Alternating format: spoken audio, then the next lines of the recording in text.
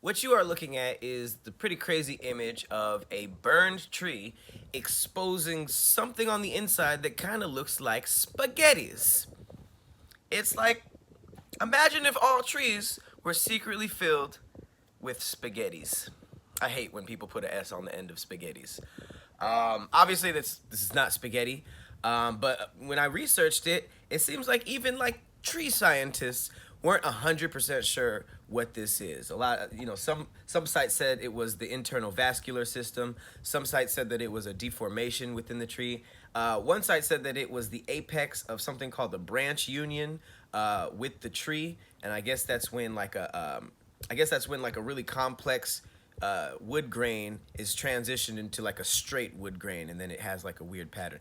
That's just how I interpret it. Keep in mind, all of these scientific explanations are very heavily filtered through a person who was not reading for that long. So this is a very glazed level of understanding.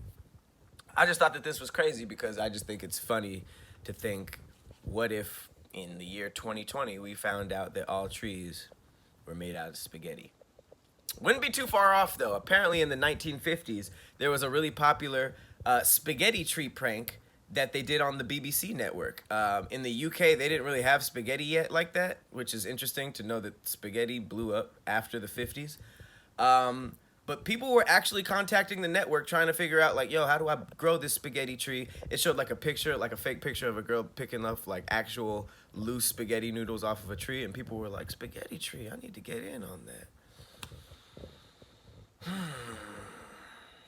So now you know that stuff.